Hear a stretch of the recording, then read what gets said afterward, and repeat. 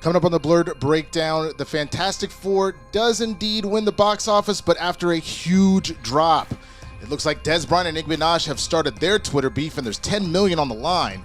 Caitlin Clark should file a civil rights lawsuit. Tom Holland plans to step back in 2027. Groot is returning. Does that mean the Guardians are returning? And Micah Parsons is reporting a trade request, while Luka Doncic got a new Lakers contract. All that coming up and more on the Blerd Breakdown right now.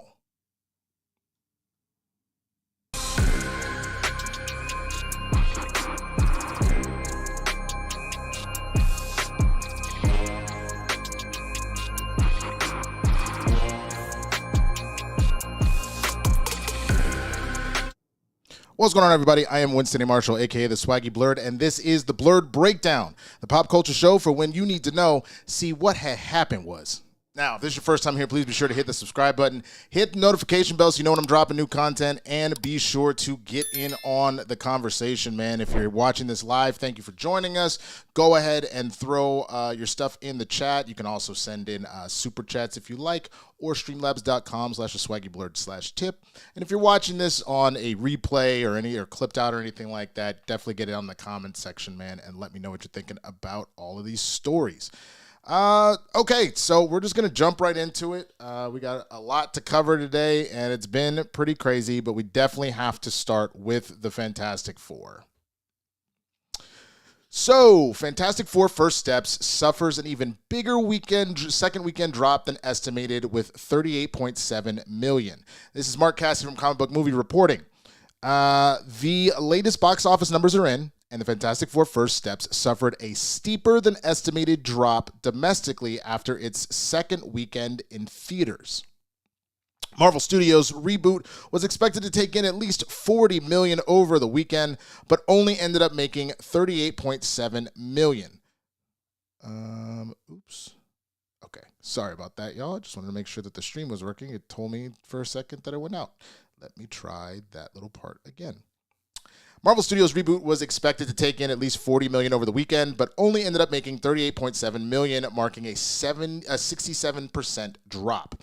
Now, the movie should hit $200 million later tonight and is currently sitting at around $367 million worldwide on a reported production budget of $200 million.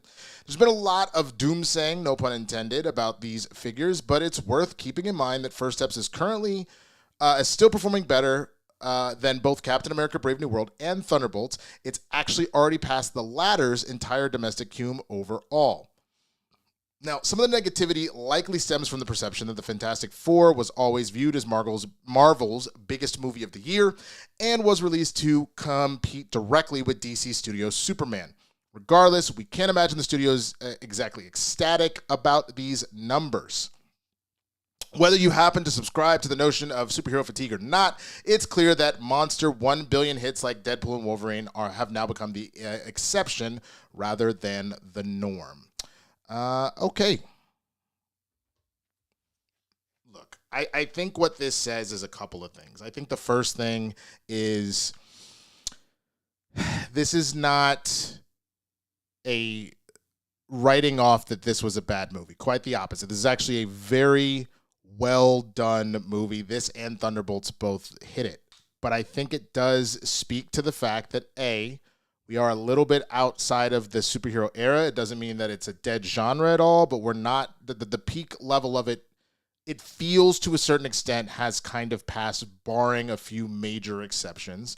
But I think more importantly, I think it just kind of speaks to the fact that Marvel, because of the, I guess, goodwill savings, if you will, trust fund, if you will, of their movies previously being kind of gone, people are going to kind of go hit or miss. And the other major problem that I think has happened is you have really trained so many movie fans to just wait for streaming. Now, it's still doing decent numbers, but like obviously international stuff has changed a decent amount. China isn't as quite as invested in American movies as previous. Part of that is going to be from the tariff stuff. We've talked about this before. Part of that is they've been developing their own, movie system out there more and more. And like, for example, the #1 box office movie in the world is a Chinese animated film that I think is about to start being in the States now on a grander scale. It's been out for a little bit, but it's on a grander scale now.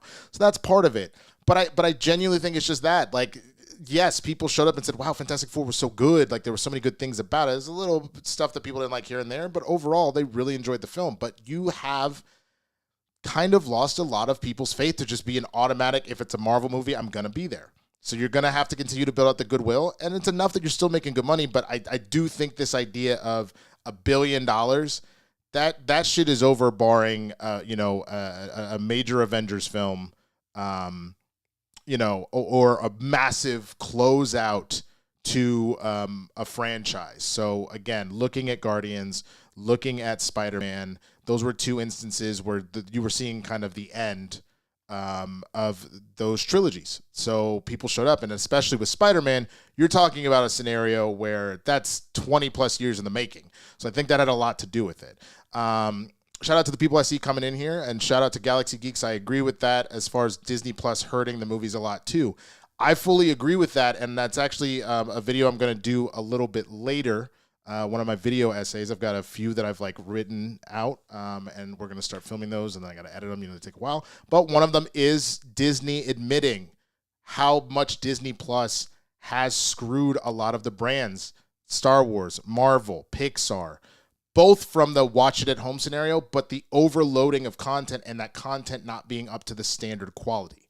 So again, you have watered down the product so badly. It kind of feels like, if I'm being honest, a lot of people are kind of aware of how food isn't tasting the way that it used to. Even your like favorite fast food places are using kind of shittier ingredients or suppliers or whatever, and it doesn't hit the same way it used to. So it's not that your taste buds have gone bad. It's that the quality of the stuff has gone bad, and it's being more mass produced.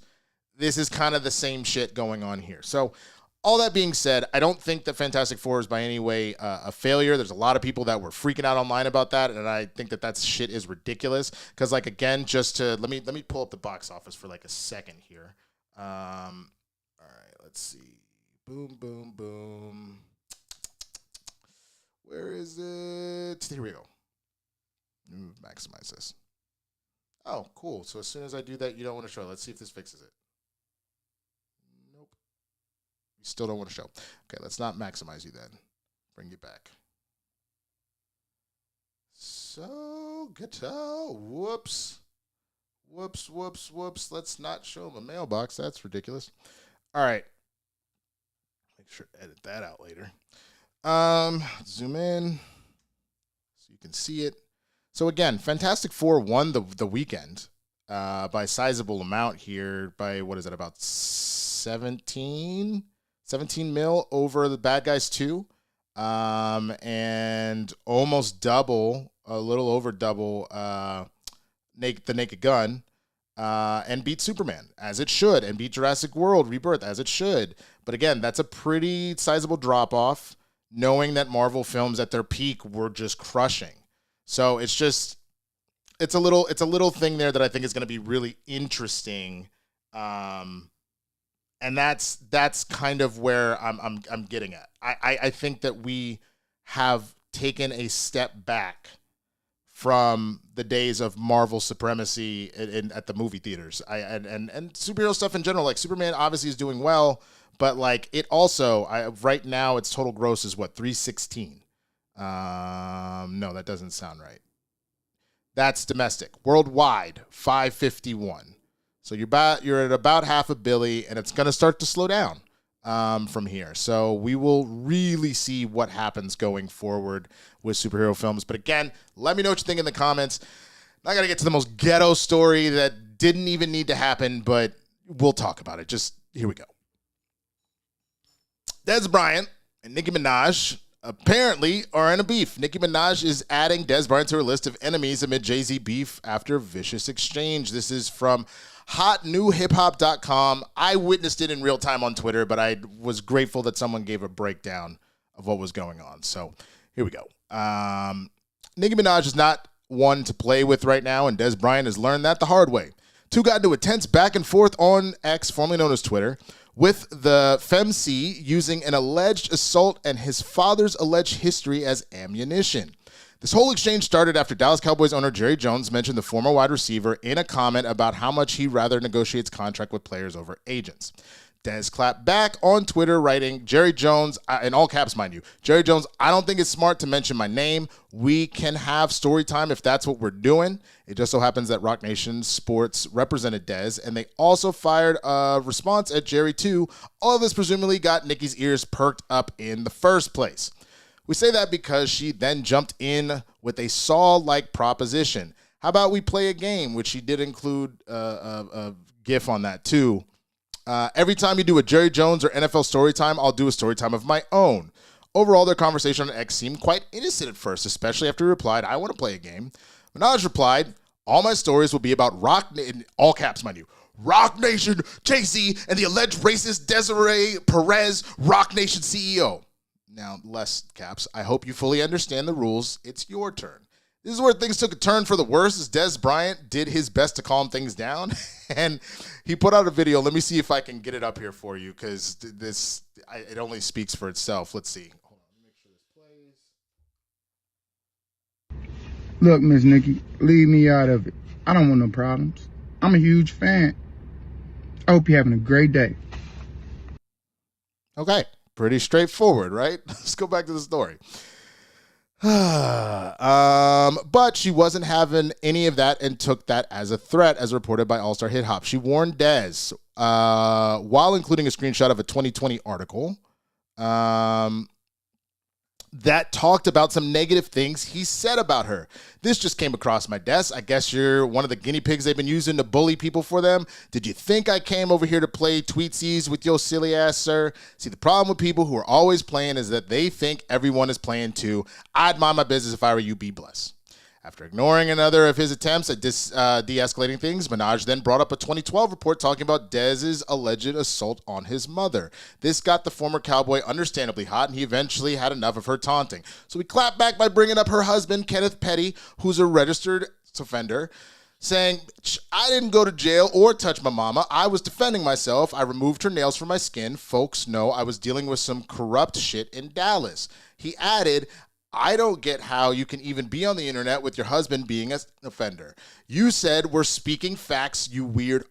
So come on. Nicki responded by claiming that Petty was lied on 31 years ago while challenging him to a fight for her man because of his alleged assault case. She piled on by reposting a tweet from one of the Barbs claiming Bryant's dad committed statutory. Dez signed off by discrediting her fans' facts about his dad, swore that he would beat up Kenneth Petty, and said it's rock for life. On top of that, let me just throw in the fact that specifically where she said, come and fight my man, he'll beat your ass, she said, I got $10 million cash if you fight my man and you somehow win, because you won't. And Dez is like, then run the money. So, okay. I had to talk about this for a couple of reasons. I mean, one, it's Blerd Breakdown. It's about the pop culture stuff going on, and this was kind of crazy. This has been in all of my group chats. All of my stuff been going on about this, including the number of Barbs that got very angry very quickly and got involved in it and wanted to call Dez out of his name and all sorts of stuff about how dare you come in and bully and start all this shit and blah, blah, blah, blah, blah. Again, having looked at the timeline of how things were going, it was very clear that Dez tried to show respect. It was like, you know what? It sounds like you got something going on with Jay-Z and Rock Nation. I don't want anything to do with that. You have a blessed day. And she kept pressing and pressing, and then they went back and forth. And now apparently her husband has to fight Dez Bryant for $10 million.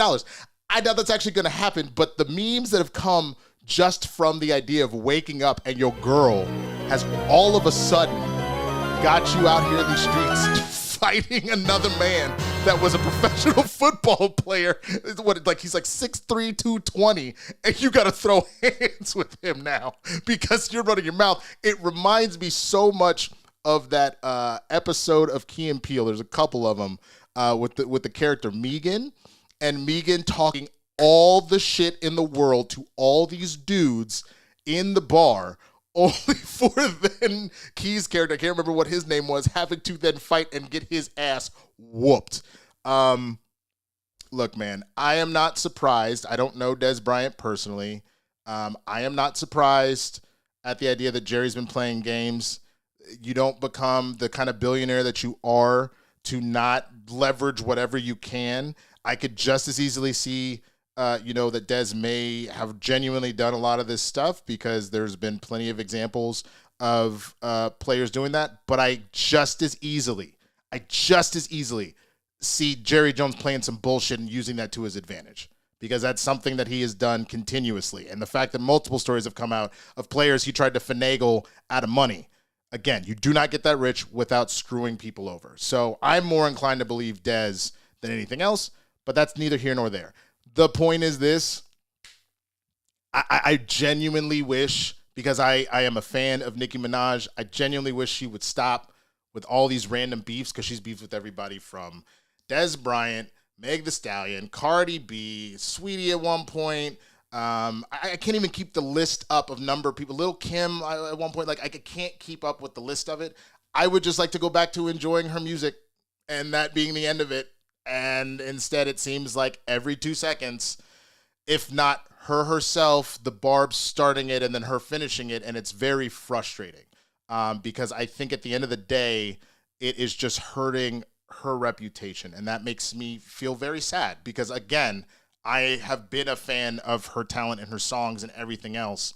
So I wish we would just stop doing this. And it's very clear, whatever she's got going on with Jay-Z and Rock Nation and all that kind of stuff, ain't no need to get in here. Did she also beef with Foxy Brown? I don't remember. And shout out, I did see either the super chat or the Streamlabs that came through. I will read that late at the end of the show. But I just don't understand why this keeps happening. For the love of God, I really wish she would stop. But let me know what you think down in the comments. Whatever it is, keep it respectful. I don't know if Barb's watch my show. I'm sure they don't. Don't come at me. We're just talking about the shit, and I agree. I really wish she would stop beefing. But that's neither here nor there. Let me move on to the next story. Okay, this one I just needed to report on because I thought it was so ridiculous. But this is an opinion piece from the Wall Street Journal entitled "The WNBA and Caitlin Clark's Civil Rights." This is by Sean McLean, and he says, the subtitle here, "If the league won't act to protect a superstar from a hostile environment, the government should do so instead." Caitlin Clark has done for the Women's National Basketball Association what Michael Jordan once did for the NBA, made it more valuable, watchable, and marketable. Instead of protecting its transformative star, the league's leadership ignores the relentless targeting of Miss Clark, treating its greatest asset as if she were a PR headache. That approach could turn into a legal liability for the WNBA. Since she joined the league last year, Miss Clark's impact has been seismic. Merchandise sales soared over 601%. Indiana Fever viewership jumped 170%. The team's value tripled. League pass subscription climbed 366%. App engagement rose 613%. And her endorsements toppled $11 million. That's just enough money to pay for Nicki Minaj's husband's fight against Dez. She's the economic engine driving the league forward. Yet she routinely faces intentional hits, excessive fouling, and uncalled abuse while refs look away.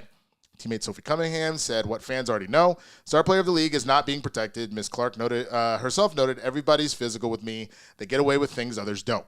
3 injuries have sidelined her for 10 games in the All-Star game, with ratings plummeting 55% without her. It's because Clark is white. Asia Wilson of the Las Vegas Aces, a 3-time league most valuable player, thinks so. She said that race is a huge thing and that it boils my blood when people say it's not about race, because it is. Under civil rights law, race-motivated patterns trigger scrutiny even without implicit discriminatory intent. This is a much longer piece than I thought. Let's see. Viral replays. Systemic missed calls include Viral replays of Miss Clark being fouled multiple times in a single possession. Every single one of them is a foul. Analyst Rebecca Lobo says Clark absorbed 17% of flagrant fouls last season, double her peers' rate. This isn't merely bad officiating, it's dangerous and unequal. She endures blindside checks and midair collisions, plays that trigger reviews in other leagues. She is a flagrant foul away from a career-altering injury. The league has fostered a hostile workplace for Clark through excessive fouling, targeting, and hostile comments from other players and owners. These aren't isolated. They're documented, continuing, and ignored by officials. The disparity in treatment invites real scrutiny. Not a single player has been suspended for flagrantly fouling Miss Clark. Jumping ahead. Miss Clark faces a textbook hostile work environment, as the Supreme Court described in Harris v. Forklift Systems 93, with severe or pervasive conduct altering her conditions. Statistical disparities like those she faces often prompt federal probes and lawsuits. Precedent is clear in Texas Department of Community Affairs versus Burdine. Courts outline desperate treatment under the Title VII of the 1964 Civil Rights Act, letting employees allege less favorable treatment than peers due to race, warranting investigation without direct animus. That shifts the burden to the employer to prove non-discriminatory motive. There's talks about all sorts of stuff, including Harvard and Columbia and everything. They're dealing with the Trump administration and the claims of anti-Semitism at the protests.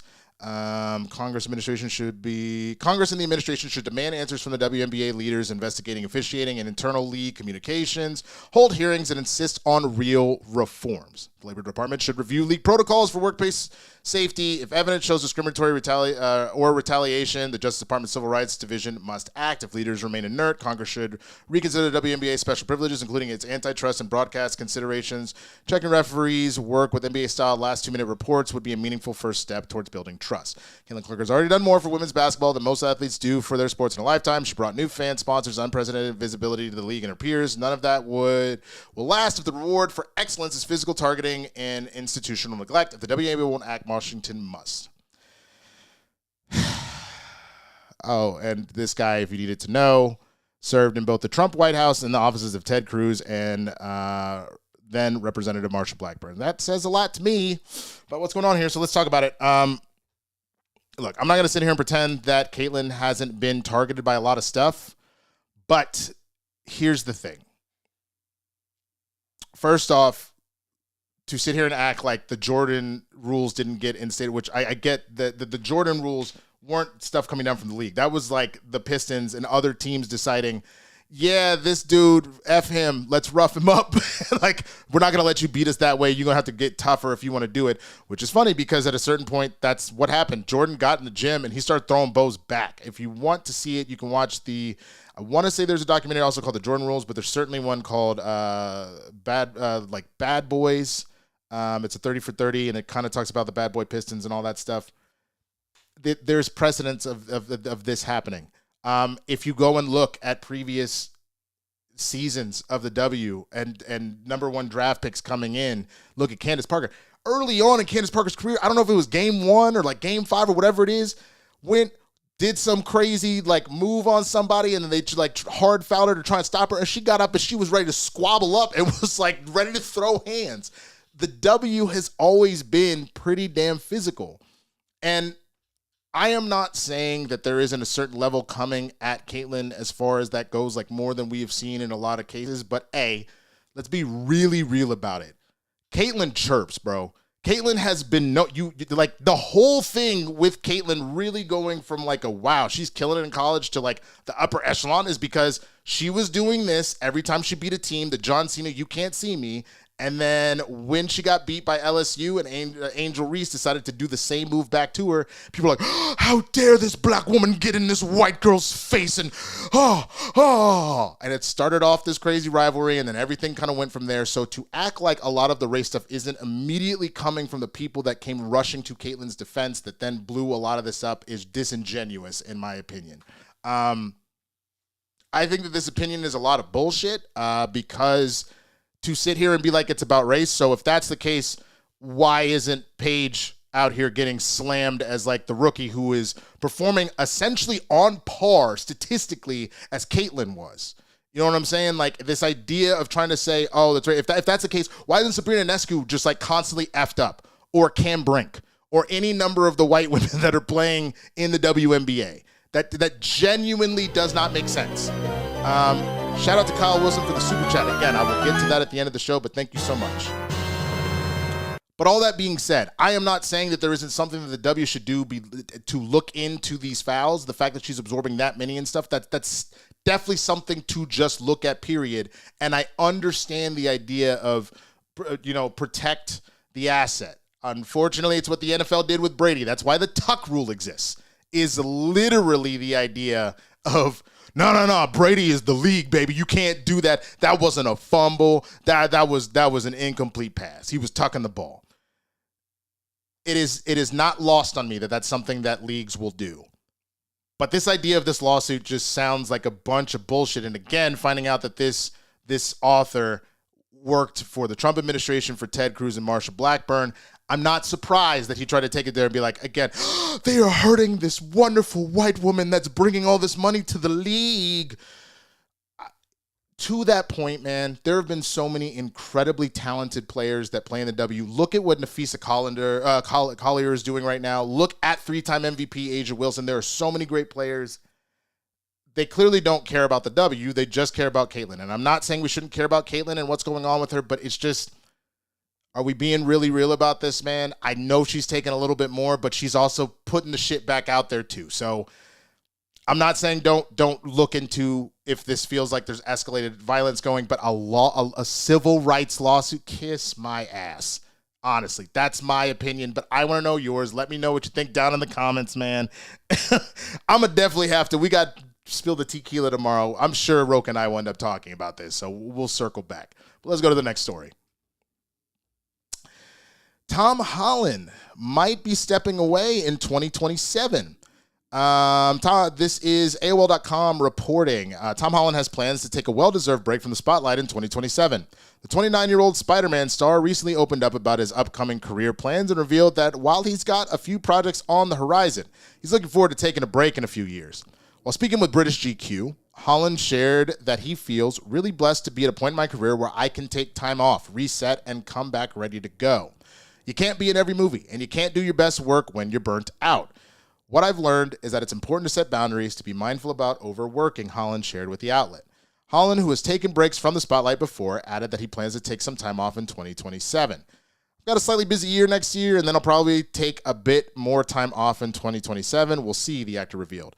Holland most recently took a step back from his acting career in 2023 following an emotionally exhausting and difficult experience filming the Apple TV Plus series, The Crowded Room, which he both starred in and produced. It was a tough time for sure, Holland said to Extra in 2023. We were exploring certain emotions that I have definitely never experienced before, and then on top of that, being a producer, dealing with day-to-day problems that come with any film set, just added the extra level of pressure.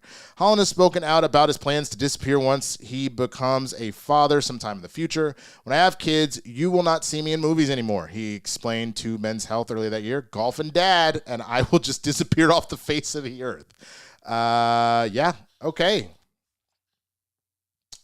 Which one was this? Yep, it's that one. Look, man, I think that would be good for Tom. If that makes sense to him to take a step back, I genuinely think that he should do that because I do think he is incredibly talented. I would like for him to play Spider-Man as long as he feels up to it. I know he's going to give a fantastic performance in The Odyssey, and it's rumored that Bond is his ideal dream project, so I can also see the idea of like, hey, wrap up one or two more Spider-Man films, do a Bond film every 3 or 4 years, and that's really all he's doing because he's done a lot already. I don't blame him for doing that, and I really hope that he doesn't end up in a situation where Hollywood turns him sour and then he just leaves forever and never comes back. I hope that he genuinely takes the time that he needs. And then I also hope he doesn't personally walk away fully as a dad, but he picks his movies or his projects very sparingly at that point because he is a father. That is my hope for him, and I think that that's smart. And I think in the same vein of Naomi Osaka, Coco Gauff, oh my God, what is wrong with me? Simone Biles. any number of athletes that we've seen, because Calvin Johnson did that. Calvin Johnson retired early because he was like, nope, my body, I don't like what's happening. I don't like where things are going. I've done everything that I want to do in this league. I'm out. I need people to remember to work to live, not live to work. Even if you love your job, I really hope that you take the time to smell the roses and really appreciate life and what it has to offer, family, friends, experiences, and not be so caught up in your job all the time, especially if you have the privilege and the means to do so. And so I hope that for Tom Holland. I know him and Zendaya obviously got engaged earlier this year so that they go on further and they eventually do get married and have a kid if that's what they want, or kids, whatever. I think that'll be awesome. So we will see what happens. You let me know what you think, if you agree that Tom should take a step back, or if you're like, nah, bruh, you're mine. You're Spider-Man forever, bitch. Mephisto. Let me know what you think down in the comments. Let's go to our next story. Vin Diesel has teased the return of Groot is the Guardians of the Galaxy coming back. This is a Screen Rant report, and here we go. While the Marvel Cinematic Universe tends to keep upcoming stories tightly under wraps, a recent social media post from Vin Diesel gives me hope, the writer Ben Gibbons, for the future of the Guardians of the Galaxy. As much as Marvel Studios tries to avoid the MCU spoilers, the monolithic machine contains so many moving parts that goal is sometimes impossible. And when many of the cast and crew are passionate about their characters and projects they're involved in, it makes sense that things slip through the cracks. But one recent slip-up has skyrocketed my hopes of the return of one of the greatest teams in the MCU. On July 23rd of 2025, Vin Diesel, the actor who voices Groot in the MCU, took to Instagram to share some thoughts and feelings about a recent project. While the original post has now been edited, the original text reads as follows. So much to be excited about. Finally finished the Groot sequel for our friends at Disney, The Arbor King. You all know the other films in process are upcoming, but something about the continuation of that beloved floral colossus just feels different. Now, it seems clear that Disney was not overly pleased about Vin Diesel revealing details before any official news about the upcoming Groot project has been announced, but the information is now out there and it's clear that something is in the works. And with that reveal, there are several ways that this could be interpreted for the Guardians of the Galaxy team and their future in the MCU. The statement from Vin Diesel does not conclusive proof that there's another Guardians movie or a Groot standalone film in the works, but it does provide hope the character is going to continue in some format in the MCU. Even this small insight is wonderful because it means that the characters from the Guardians trilogy are not down and out, despite their initial saga ending and director-writer James Gunn moving on from the MCU to the DCU. Diesel's post could relate to I Am Groot Season 3 or some other project, but the fact that Groot is appearing at all in some future MCU project is a positive development for these characters. Whatever the case, the future is still uncertain, but it now seems slightly more likely. Remains to be seen exactly how this announcement relates to the upcoming stories or when another Guardians movie may appear on the screen, but Diesel returning to Groot for a mysterious sequel is at least a step in the right direction. I will say, I think this... Sure, I hear this guy getting real excited about it. I love the Guardians too, as well. I love the Guardians as well. This reads more that Groot, like Grogu, a.k.a. Baby Yoda, like many a Disney or Pixar character, like Olaf, all that kind of stuff, just prints money. Because little kids love the characters. The little Groot dolls, especially Baby Groot, the I Am Groot series that came out, all of that. Just there's dollars upon dollars in merchandising just from that. So is there a chance that the Guardians come back? Of course. It is a team, a set of movies that have made a lot of money, have been critically successful. But when you consider that it's very clear that Marvel is focusing on the X-Men, the Fantastic Four, and then maybe their young Avengers team. They're doing Champions and all that kind of stuff. But the X-Men and Fantastic Four, that is what the future holds. It's not to say that the Guardians won't be back. It's not to say that members of the Guardians won't be back because we did get a Star-Lord will return at the end of Guardians 3. We got the leaked art for Secret Wars that supposedly Star-Lord is helping lead the Champions, the young, heroes team, all that kind of stuff. But I think we are way too close to the end of Guardians 3, of that trilogy, to jump back into a new Guardians trilogy, because as good as they also were, the Guardians are not Spider-Man. If you're going to immediately go, well, Spider-Man's already getting something new. Yeah, that's because it's Spider-Man, which is also still associated with Sony, which Sony still knows that that's their top breadwinner. So that's a whole different ballgame completely. But I do hope they eventually come back. I do. It doesn't need to be the exact team. It could be a different team and just give me a couple people that stays and you mix it up. I think that's totally fine. But tell me what you think if you are thinking, yeah, this means Guardians are coming back and I'm ready for it. Or if you're like, nah, I need a break from Guardians, I'm good.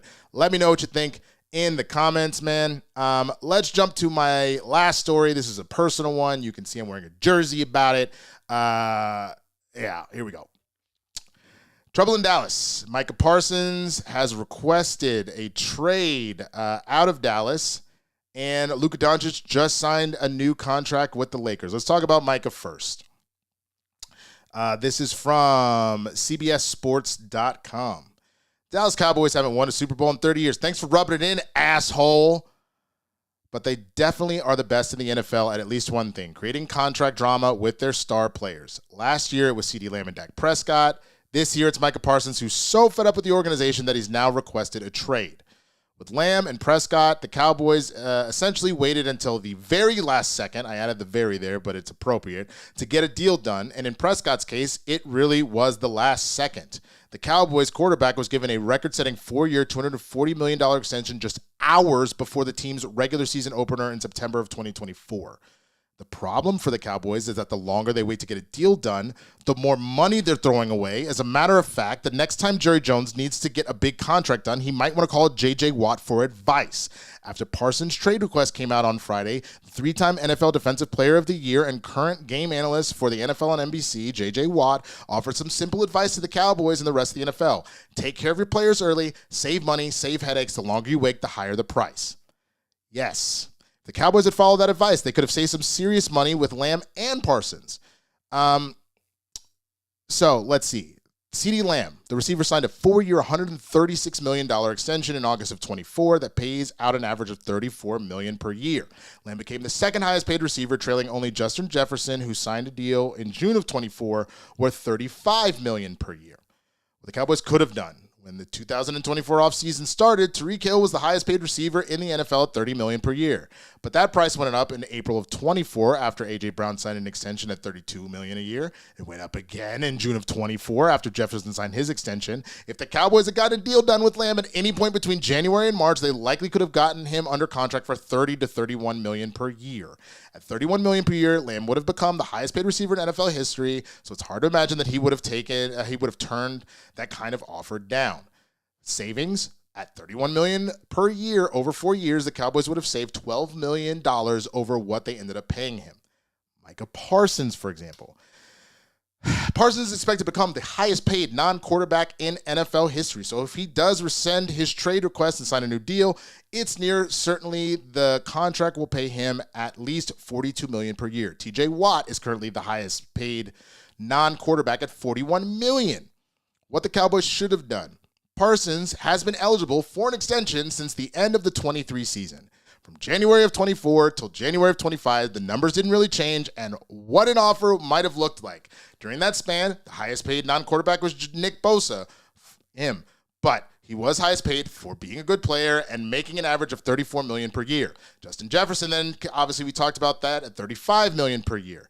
Max Crosby topped that $35 million in early March of 2025 with an extension that gives an average of $35.5 million per year, etc., etc., etc. If Parsons ends up getting a 4-year, $172 million deal with $42 million per year, that's going to sting because at $37 million per year overall, over 4 years, the Cowboys would have saved $20 million. They'd gotten the deal done earlier. So just the saving on those two contracts would have been $32 million, which explains why the Cowboys are always ridiculous and everything else.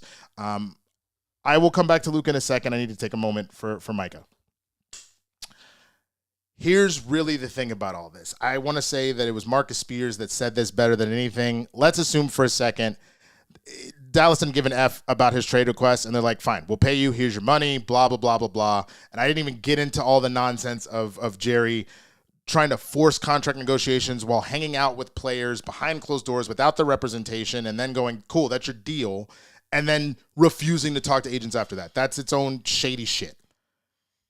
Just by the nature of constantly setting up your players to be in these weird positions of either sitting out or to not be paid or whatever, you're sowing dissent in locker rooms.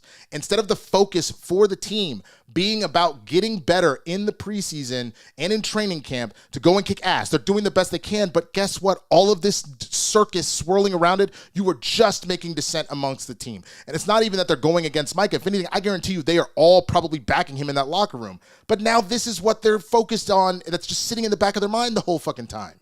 So this is literally terrible GM work. This is rich old white man being like, I'm gonna save my money, and literally screwing your team in the process. So sure, has Jerry made a lot of money and could be argued one of the greatest businessmen to ever do it? Sure. Look at the valuation of the Cowboys. But at what cost? Because you say you want to win a Super Bowl and then you act like you don't actually want to do that shit. Yeah. So speaking about not only, player money and pissing off people in Dallas, again, those that know me know that I've been very furious about the fact that Luka Doncic got traded to the Lakers back in February in the middle of the season. Well, Los Angeles Lakers star Luka Doncic has agreed to a 3-year, $165 million maximum contract extension with a player option in 28. Agent Bill Duffy of WNBA Basketball told ESPN. The critical new deal keeps Doncic out of free agency next summer, eliminating his 26-27 player option in place of the new contract. Doncic could opt out in 28 and sign a new deal for 35% of the salary cap, which projects to 5 years and $417 million. In doing so, Doncic would recoup all the money lost when he traded to the Mavs, with whom he had been eligible to sign a 5-year, $315 million Supermax extension in the summer. That's both true and not true in the sense that, again, the money he could have gotten from the Mavs this year is forever gone. So the idea of saying that you would recoup it doesn't make sense. It's just that the price has gone up for the new contract. So in my opinion, that's a silly statement. And there were people, friends of mine, who tried to be like, yeah, he's getting his money back. I'm like, that's not what that means. Like, sure, he can re-earn a max contract, but he has to, or Supermax. But again, I believe Luka will remain where he's at, but he has got to reprove he's worth Supermax money now instead of what he should have been due in the first place. Lakers announced on Saturday that they signed Doncic to extension, but did not disclose terms. I am really grateful to the Lakers organization, my teammates, and the fans welcoming me and my family with so much support and kindness since day one, Doncic said in a statement. It's an amazing organization, and I truly believe in what we're building together. I'm going to keep working as hard as I can to bring another championship to Los Angeles and to make Laker Nation proud. This is just the beginning. I'm excited for what's ahead and to keep building something special with the team. Obviously, just to speed through this, he was traded for Anthony Davis and some other pieces from the Mavericks. Rob Pelinka, the GM of the Lakers, called Doncic one of the game's most transcendent players as part of the extension announcement. Luka is an absolute killer on the court and blends that with a unique generosity and care for the community. Yes. Above all else, Luka will lead our franchise to pursue future championships, a goal that will forever define the Lakers. Doncic averaged 28.2 points, 8.2 rebounds, and 7.7 assists with the Mavericks and Lakers in a career-low 50 games last season. Led the Lakers in points, rebounds, assists, steals, and three-pointers per game after making his debut with the team February 10th. A 5-time first-team All-NBA, yada, yada, yada. I don't need to further go into it. All right.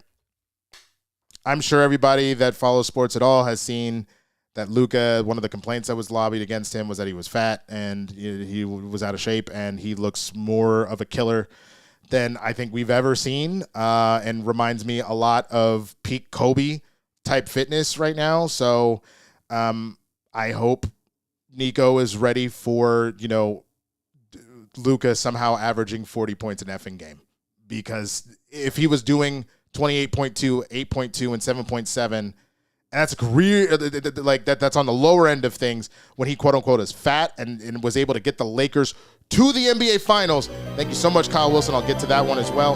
To the NBA Finals. And now you're telling me that like he's, it's whatever. He can never do it. He'll never win. He's about to embarrass this damn league. And it might even help LeBron get one more ring to roll out on and go out with 5 like Kobe, man. I'm so mad at both of these. You were talking about 2 of the most beloved athletes in Dallas, in Dallas sports history. They're really up there already in their short careers because of their personality, because of what they've done on the field or on the court, and what they do for the community. It's literally infuriating. And this out of touch shit, whether it's a super rich old white billionaire who's like, it's my team, I'll do what I want, or Nico Harrison that clearly, and it's funny, one of these days we'll have a conversation about the conversation I had with Nico's friends about the state of the trade. Nico actually being like, I didn't know people cared about him that much. It's just one of those things, man, where I stand by the fact that all of these people in charge of these sports teams need to remember that the only reason you have a business is because the fans show up. If you lose the fans, your business is going to tank. And I get that there's this weird thing about, it's too big to fail. But the NBA has seen a downturn in viewership over the last few years. I'm sure bullshit like this is a big reason why. The NFL has been doing a full court press to try and get the NFL International because they not only hit peak of stuff going on here, you have parents left and right pulling their kids from Little League or Pop Warner because they don't, the CTE reports and the injuries and all that, they don't want their kids doing that. So like you were already in a situation where you essentially are losing fans at various different rates. Don't push it so far that you really see trouble and then there's a full issue that ends up happening, because that would be wild. I understand basketball is such an international game. I understand all that stuff, but Jesus Christ, man. Like seriously, don't fucking test it, and maybe have some respect for the people that actually pay your bills. You're billionaires and millionaires because of people that want to support these teams. So stop fucking them over. But let me know what you think down in the comments. I'm sorry I got a little heated anytime I talk about this. I say that I'm over it. I'm fine. I'm not. I'm still very mad a lot, and I've got to rein it in. I'm aware, but I speak off cuff, and that's why a lot of you watch me, is because I don't hold back on that shit. All right. Let's get to the Streamlabs and the Super Chats. Thank you so much for everybody that donated. For those of you that know, obviously, there's got a big thing going on, and I appreciate any and everything that y'all throw in here. But let's cover all the stuff that came in. All right. So we start with Fred-tastic. Thank you so much for the Streamlab here, saying, after Deadpool and Wolverine, I got the feeling that Feige thought the fans wanted more of the usual Marvel movies instead of telling stories in a different way. Yeah, I can see that, and I think on top of the fact that that's kind of what you got out of, in certain ways, like the Guardians movie, Guardians 3 and things like that. So I can see that. I also see we're just in a weird space where they're still trying to purge some stuff, and so again, Thunderbolts and Fantastic Four were very, very good and kind of had their own little twist on things they're talking about. But I just think that you have lost so much goodwill, especially with the stuff on Disney Plus, especially with Brave New World being kind of meh, the Marvels, so many different things that just really upset fans. And again, I think I'm going to do a full video essay. I mentioned this before about what Disney Plus has done. It's crazy, man. So we'll touch more on that. But I do hear what you're saying, Fantastic. Thank you so much for the question and donation. And then Kyle Wilson coming in with 2 super chats. Thank you so much, Kyle. I appreciate you. Kyle first says, sports fans have complained about refs and umpires since sports have existed. Rules change over the years, and human error, prejudice, have always been an issue. Can AI be useful in this application? Interesting. That's a good question. I don't know, only because I'll try and put a link to it somewhere. Like, I'll go and find it and put it on my socials later. My lady's, one of her best friends, wrote a very interesting article. She's an author, about how AI blatantly lies. If it doesn't know the answer, instead of admitting it doesn't know the answer or things that are going on, it'll just lie to you, and then you would have to know enough about it to call it out and go, yo, what? And they go, oops, my bad. If you need proof of AI kind of going rogue like that, look at GotG, and they did a little tweaking to it, and it became Mecha Hitler, as it liked to call itself. So, like, there is a possibility that it could be used to do that, but it's also why I felt some type of way about AI in the medical field as a tool, things like that, is that if AI is not going to give you the unbiased, real-ass information, it kind of becomes dangerous or useless, depending on your scenario. So I don't know, but we'll have to wait and see. Thank you so much for that. And then Kyle comes back in with another super chat and says, do sports video games even account for fouls or penalties? I haven't played a sports game in 10 years. Curious what AI could do for impartial rulings. Yes, sports video games do account for fouls and penalties. You very much can, if you play Madden or anything like that, you very much can be offsides, roughing the passer, roughing the kicker, pass interference. All of that is in there. And it's pretty blatant, and it doesn't really miss a lot of that stuff for the most part because it's a video game, so it's pretty strict rules. If this happens, this happens. So there's definitely like a human error element that's not there where it's like, well, what, oh, come on. They get it right pretty much every single time just because it's a computer program in that regard. But very, very good point and great question. So I very much appreciate that. All right. Those are all the super chats and Streamlabs for right now. So that is going to be it for today. I want to say thank you so much to everybody that came in and watched the show today. Again, if it's your first time here and you had a good time, please subscribe to the channel. Hit the notification bell so you know when I'm dropping new content. Throw a thumbs up on this video and get in the comments, man. Mix it up. Let me know what stuff is going on. Obviously, you get disrespectful, I'll bounce your ass. I don't care. That one is particularly directed towards a particular fan base that will more than likely get really pissed off if they ever find this video. They probably won't, but if they do, I won't be surprised. So it is what it is. But yeah, that is going to be it. Tomorrow, Spill the Tequila. If that changes, we'll be sure to tweet out or go on social media about it, but you should see me over on the John Roca channel doing Spill the Tequila.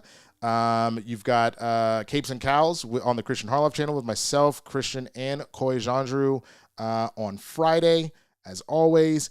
And then I will be around here all week. I'll bring as much as I can. I'll also be over at twitch.tv/theswaggyblerd. Come say what's up over there. I'll be doing some streaming of Rivals and Magic the Gathering and some other stuff as well. So with that, I'm going to get out of here, y'all. Y'all stay safe. Have a wonderful rest of your Monday night, and I'll see you on the flip, man. Peace.